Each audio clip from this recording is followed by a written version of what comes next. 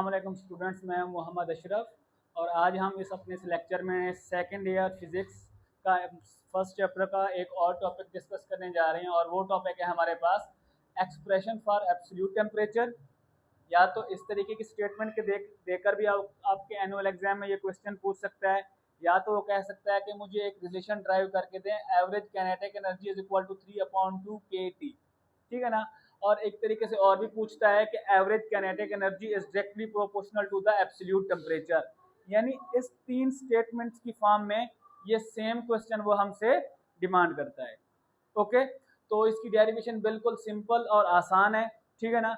इसको हमने स्टार्ट करना है कैसे, जब जहां पर हमने प्रेशर इक्वेशन को एंड किया था वहां से हम इसे दोबारा कंटिन्यू करते हैं और हमने ये रिलेशन उसे ड्राइव करके देना है। ओके, तो आपने इस वीडियो को पूरा देखना है। हमने स्टेप बाय स्टेप छोटे छोटे स्टेप्स बिल्कुल आसान करके समझेंगे, मैथमेटिकली ये कोई भी इशू नहीं आएगा। ओके स्टूडेंट्स, तो स्टार्ट करते हैं इसकी डेरिवेशन। तो हमने अकॉर्डिंग टू प्रेशर इक्वेशन क्या ड्राइव की हुई है, सबसे पहले वो लिख लेते हैं।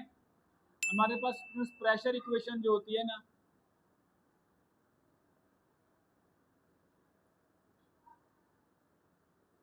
Pressure equation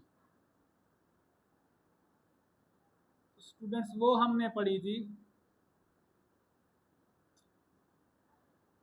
P is equal to 1/3 rho V bar square. ये हमने ड्राइव की थी प्रेशर इक्वेशन इससे लास्ट आर्टिकल में, कि ये हमारे पास प्रेशर इक्वेशन आई थी। हमने एक कंटेनर लिया था, उसमें गैसेस के कुछ मॉलिक्यूल्स थे, ये भी मोस्ट इंपॉर्टेंट है। तो ये हमने फाइनल डेरिवेशन की थी उसके लिए। अब अगर आप इस सैंपल के ऊपर गौर करें तो ये जो सैंपल आ रहा है हमारे पास रॉ स्टूडेंट्स, तो आप अगर गौर करें तो ये हमारे पास डेंसिटी को शो करता है, और डेंसिटी आपने पढ़ा हुआ है कि ये हमारे पास मास अपॉन वॉल्यूम होता है। ओके स्टूडेंट्स, ये सैंपल हमारे पास डेंसिटी का आ रहा है और डेंसिटी हमारे पास क्या होती है, मास अपॉन वॉल्यूम की।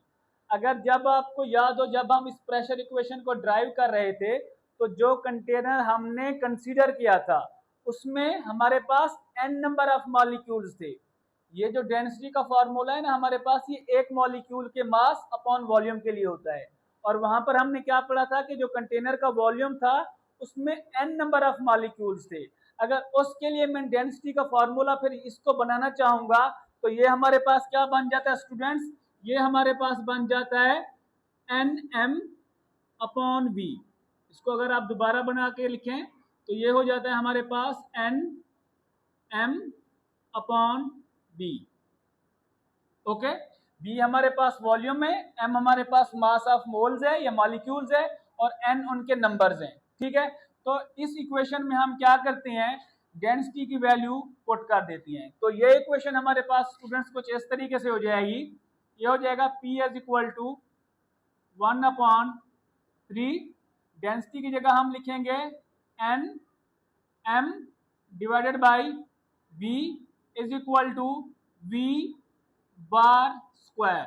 अब स्टूडेंट्स कंफ्यूज होते हैं, यहाँ पर एक गलती करते हैं, वो कहते हैं कि इस v से इस v का स्क्वायर कैंसिल कर देते हैं। तो याद रखें ये जो v आ रही है ये हमारे पास एवरेज वेलोसिटी आ रही है, और ये v जो आ रहा है ये हमारे पास वॉल्यूम आ रहा है, तो ये कैंसिल पॉसिबल हो ही नहीं सकता। अब देखें यहाँ पर v हमारे पास क्या हो रहा है, डिवाइड, इस तरफ क्या हो जाएगा, मल्टीप्लाई। तो ये हमारे पास हो जाएगा p v is equal to 1/3 n m v bar square. Okay, यहां पर v क्या हो रहा था, डिवाइड, इस तरफ क्या हो गया, मल्टीप्लाई।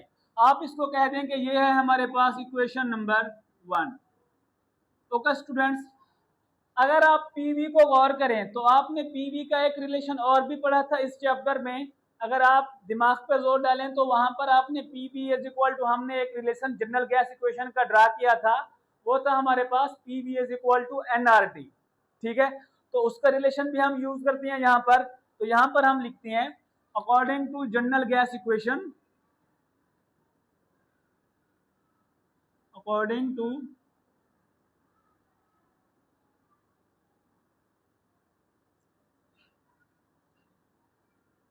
जनरल गैस इक्वेशन, वो क्या थी हमारे पास स्टूडेंट्स, वो थी हमारे पास P V is equal to N R T. ठीक है, ये हमारे पास जनरल गैस इक्वेशन थी और इसको कह देंगे ये है हमारे पास इक्वेशन नंबर 2। ओके, अब अगर आप गौर करें तो यहां पर हमारे पास आ रहा है P V is equal to 1/3 N M V square bar, और यहां पर हमारे पास आ रहा है P V is equal to N R T. ये भी पी वी की वैल्यू आ रही है हमारे पास और ये वाली भी हमारे पास क्या आ रही है, पी वी की वैल्यू। तो आप देखें क्या करते हैं, हम यहां पर कंपेयर करते हैं, compare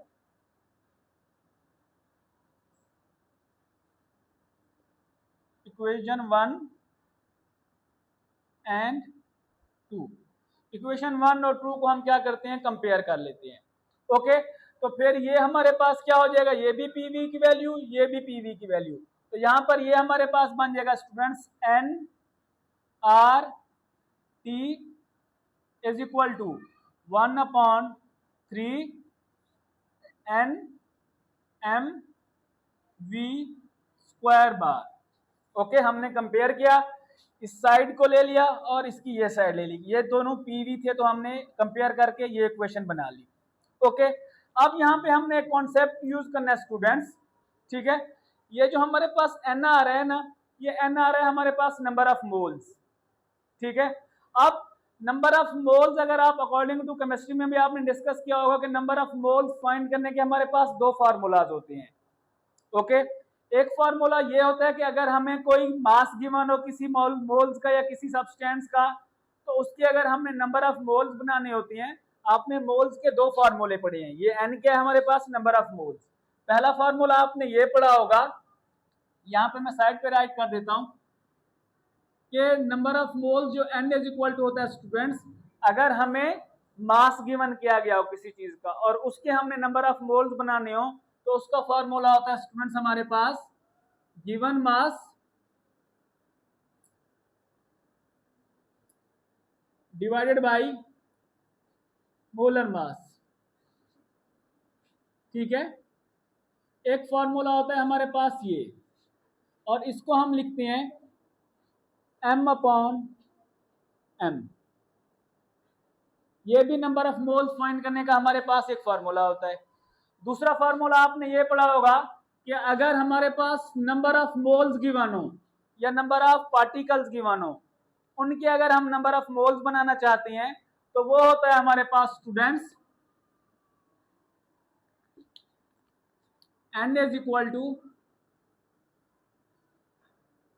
number of particles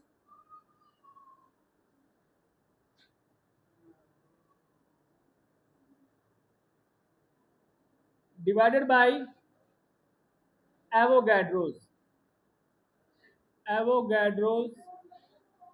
number. ये दो फॉर्मूले होते हैं हमारे पास students number of moles find करने के। ठीक है, अब अगर हम इस वाली प्रेशर इक्वेशन में आ जाएं तो यहां पर हमें नंबर ऑफ मोल्स बताए गए हैं, गिवन मास या मोलर मास का कोई कॉन्सेप्ट हमें यहां पर नहीं दिया गया।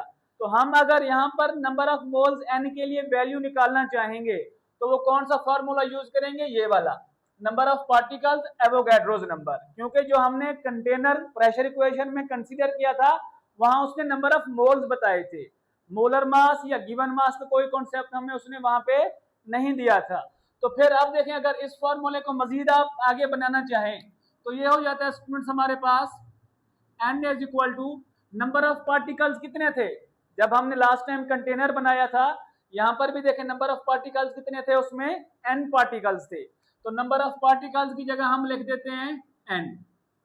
ओके, और एवोगैड्रोस नंबर का जो साइन होता है स्टूडेंट्स वो होता है हमारे पास Na। ओके, अब ये हमारे पास एक वैल्यू आ गई है n की। अब यही वैल्यू क्या करती है, हम इस इक्वेशन नंबर 3 में पुट कर देते हैं, इसे कह दें कि ये हमारे पास इक्वेशन नंबर 3 है, तो हम इस इक्वेशन में पुट कर देते हैं। तो यहां पे लिखते हैं put value in equation number 3। Equation 3 में हम क्या करते हैं, n की ये वाली वैल्यू पुट कर देते हैं। अब n की जगह मैं क्या लिखूंगा, n अपॉन Na, ठीक है, और साथ में क्या आ रहा है आर टी, ठीक है, इज इक्वल टू ये होता है हमारे पास 1/3 n m v square bar. Okay, अब देखें यहां पर ये हमारे पास n आ रहा है, n से n क्या हो गया, कैंसल। बाकी यहां पर क्या रह गया, ऊपर ऊपर रह गया स्टूडेंट्स हमारे पास R T divided by N A is equal to 1/3 m v square bar. ठीक है ना। हमने एक रिलेशन कैसे बनाना है, हमने kinetic energy is equal to 3/2 kT, T तो यहां पर समझ आ गया है, हमने इस फॉर्म में ये रिलेशन ड्राइव करके देना है। ठीक है, अब देखें इसको मजीद हम सॉल्व करते हैं। तो अब देखें ये हमारे पास क्या आ रहा है, आर, आर हमारे पास क्या होता है, जनरल गैस कांस्टेंट, और एन होता है हमारे पास एवोगैड्रोज नंबर। तो अगर हम इसको यहां पर कुछ इस फॉर्म में लिख सकते हैं, R divided by N A T is equal to 1/3 m v square bar. Okay, अब देखें ये जो हमारे पास आ रहा है ना r अपॉन एन ए, तो ये हमारे पास इज इक्वल टू होता है स्टूडेंट्स बोल्ट्जमैन कांस्टेंट के equal, k is equal to होता है हमारे पास r upon N A. Okay, इसकी वैल्यू हम फाइंड कर सकते हैं, r की वैल्यू पुट करेंगे तो हमारे पास एन ए के बोल्ट्जमैन कांस्टेंट की वैल्यू आ जाती है, वो कांस्टेंट ही रहती है। तो r अपॉन एन ए किसके इक्वल होता है स्टूडेंट्स, k के इक्वल। तो ये इक्वेशन हो जाएगी स्टूडेंट्स हमारे पास k t is equal to 1/3 m v square bar. Okay, अब देखें हमें चाहिए KT तो आ गया है 3/2, 3 यहां पर भी आ रहा है, यानी करीब करीब हमने ये रिलेशन बना लिया है। अब हम क्या करते हैं, 3 यहां पर क्या हो रहा है डिवाइड, इस तरफ क्या हो जाएगा मल्टीप्लाई, तो ये हो जाएगा स्टूडेंट्स हमारे पास 3KT इज इक्वल टू 1/, चले बाकी यहां पर क्या रह जाएगा m v square bar. Okay, अब देखें 3KT और यहां पर आ रहा 3/2 KT। ठीक है, तो अब क्या करें, आप क्या देंगे, ये है हमारे पास equation number 4। Okay, equation number 4 की ये जो हमारे पास राइट हैंड साइड आ रही है, अब अगर किसी भी नंबर को हम एक नंबर से मल्टीप्लाई भी कराएं और उसी के ऊपर डिवाइड भी कर दें तो उसमें कोई भी फर्क नहीं आता। ओके, तो अब देखें यहां पर हम क्या करते हैं स्टूडेंट्स, ये आ रहा है हमारे पास 3KT is equal to m v square, तो हम इसकी राइट हैंड साइड को हम कराते हैं multiply and divide equation 4 by 2। क्या करते हैं हम इक्वेशन 2 को इसकी राइट हैंड साइड को क्या कराएंगे, 2 से मल्टीप्लाई भी कराते हैं और डिवाइड भी, इस वाली साइड को सिर्फ, ये बात याद रखिएगा। तो ये हो जाएगा 3/3 KT इज इक्वल टू 2 के साथ हमने डिवाइड भी कराना है मल्टीप्लाई भी, तो ये हो जाएगा m v स्क्वायर बार। अब देखें ये 2 इधर क्या हो रहा है ऊपर डिवाइड, ये इधर इस तरफ आ जाएगा तो नीचे आके यहाँ पे डिवाइड हो जाएगा, तो ये हो जाएगा स्टूडेंट्स हमारे पास 3/2 KT इज इक्वल टू, यहां पर बाकी क्या रह गया m v स्क्वायर बार और ये वाला 2, ये 2 तो इधर आके डिवाइड हो गया ना। अब देखें हमारे पास काइनेटिक एनर्जी का फॉर्मूला क्या होता है students, kinetic energy is equal to होता है स्टूडेंट्स हमारे पास 1/2 m v स्क्वायर। अब देखें इस वाले फॉर्मूले को थोड़ा सा हम क्या करते हैं, मैं इसको इस तरफ लिख देता हूँ, इसको इस तरफ, ताकि जब हम लास्ट में कैलकुलेट करें तो आपको ये रिलेशन बन गया है। तो स्टूडेंट्स इस बात पे भी कंफ्यूज होते हैं कि सर ये इधर कैसे आ गया, ये इधर कैसे। अब देखें ये आ रहा है हमारे पास m v square bar divided by 2, ये इधर चला जाएगा 3/2 k t। ओके, अब देखें इस वाले को हम इस फॉर्म में लिख सकते हैं, ये हो जाएगा हमारे पास 1/2, अलग लिख देते हैं, m v स्क्वायर बार अलग लिख देते हैं, is equal to 3/2 k t लिख देते हैं। ओके, अब देखें यहां पर स्टूडेंट्स एक और भी बात करते हैं कि सर यहां पर तो वो कहता है कि एवरेज काइनेटिक एनर्जी, यहां पर क्या कहता है, ये हमारे पास एवरेज काइनेटिक एनर्जी है। तो एवरेज कैसे बन जाती है, अगर आपको याद हो तो ये जो हमने वेलोसिटी निकाली थी ना प्रेशर इक्वेशन में, ये हमने एवरेज वेलोसिटी निकाली थी, इसे n पे डिवाइड करके हमने निकाला था। तो वेलोसिटी क्या आ रही है, एवरेज। तो ये हमारे पास क्या बन रहा है, 1/2 mv square, 1/2 mv square bar show कर रहे हैं एवरेज वेलोसिटी को। तो इसकी वेलोसिटी एवरेज होने की वजह से इसको हम क्या लिखेंगे students, average kinetic energy is equal to 3/2 k t। वही हमारे पास रिलेशन बन गया है, यहां तक भी आ जाता है। और इससे एक स्टेटमेंट वो चेंज करके एक और क्वेश्चन भी पूछता है कि average kinetic energy is directly proportional to the absolute temperature. इसी क्वेश्चन को वो चेंज करके देते हैं, तो स्टूडेंट्स वहां पर भी कंफ्यूज होते हैं। क्वेश्चन यही होता है, बस इसमें क्या करना होता है, आपने एक स्टेप एक्स्ट्रा करना होता है। k और 3/2 हमारे पास आ रहे हैं कांस्टेंट फैक्टर, तो अब ये कांस्टेंट को हटाएंगे तो इक्वल टू क्या हो जाएगा, खत्म। तो ये इक्वेशन हो जाएगी स्टूडेंट्स हमारे पास average kinetic energy is directly proportional to temperature. यह बात भी हमारे पास प्रूफ होती है कि average kinetic energy is directly proportional to the absolute temperature. ठीक है, तो ये हमारी थी डेरिवेशन। यहां तक अगर आपको कोई बात समझ नहीं आई तो आप कमेंट सेक्शन में जाके हमसे पूछ सकते हैं। अगर अभी तक आपने हमारे चैनल को सब्सक्राइब नहीं किया तो चैनल को सब्सक्राइब कर दें। तो इंशाल्लाह फिर मिलेंगे नेक्स्ट लेक्चर में नेक्स्ट टॉपिक को डिस्कस करते हुए, तब तक अल्लाह हाफिज़।